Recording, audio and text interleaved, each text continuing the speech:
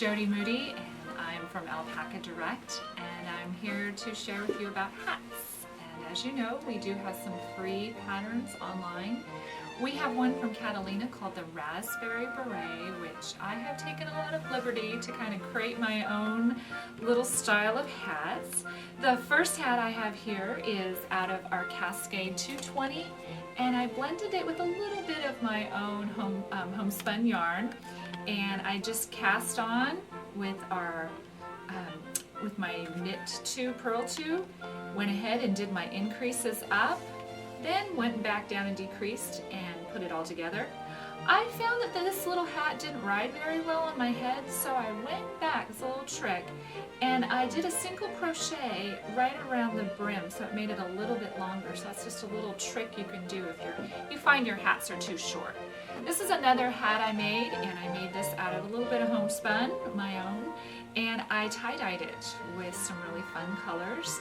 Again, knit 2 purl 2 around the brim, and I increased and decreased and then came down into what I call the little starfish pattern down in here, and I ended up just pulling that through and getting a really cute look there. The one I'm wearing is our new Eco Alpaca, which is just like silk in your hands. It's got a wonderful texture, a wonderful hand. It is 100% baby undyed alpaca, and that's why hence the Eco Alpaca, because they're not using any chemicals or anything to dye it, just processing it naturally. It comes in 10 wonderful colors. It's a worsted weight yarn that is about 220, just like the Cascade 220, 220 in a hank or a skein, and it's definitely enough to make at least 2 hats. I usually kind of get out of it.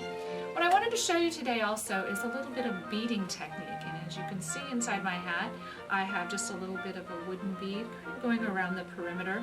By the way, I added a little bit of waste yarn in here, got some fun recycled silk in my hat. But I want to show you really quick how to do some quick beading. And here I've started my little scarf that I'm going to make out of, this is our farm fiber here. This is Sunny, which is one of our Brentwood alpacas.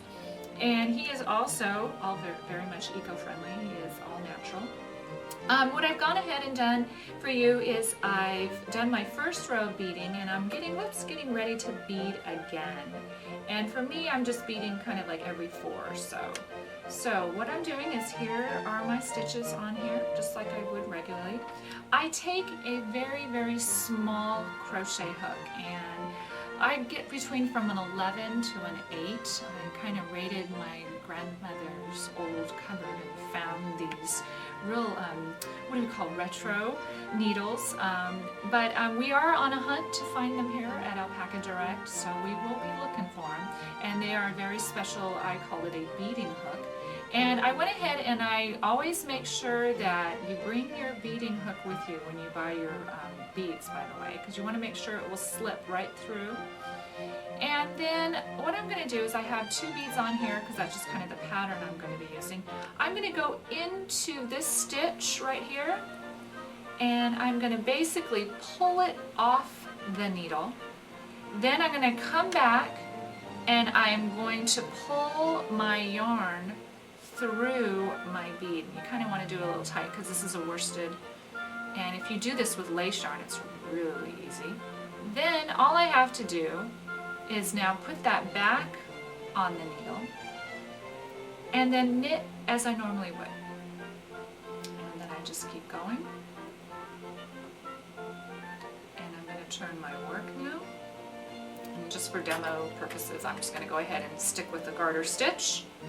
You could do the same with the purl, but I'm just going to make it easier for you. And you just come in here and knit as you normally would. Now if I wanted a variegated pattern, I might go in between where the other 2 beads are. So maybe here. And I'm going to take the bead, it's still on here, go into the stitch just like that, take it off that left needle for me, and I'm a continental knit, by the way, for those of you who are wondering how in the world is she knitting with all her stuff on the left. Pull it through. Again, this is a worsted, so I'm kind of getting a little bit of ply. The ply's coming apart just a touch. I'll come right back to it. Especially after you fold it. And then now it's back on that needle. You see how it's sitting there, right on the stitch?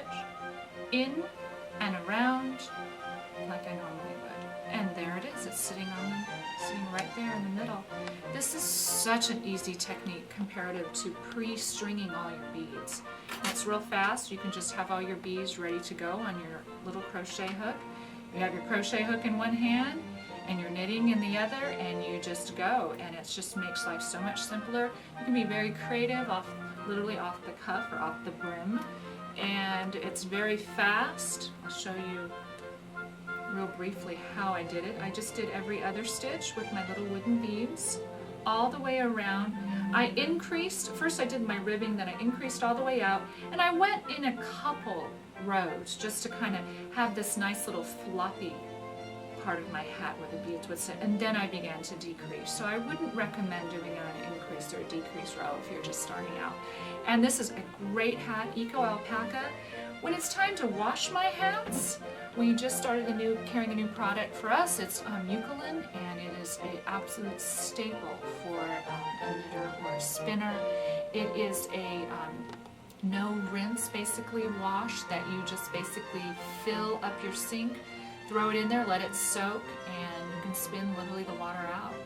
It's a very, very gentle shampoo, I call it almost. Gentle wash for all your fine knits and fine sweaters and fine scarves. Well, have a good evening, have a good day, and thanks for watching.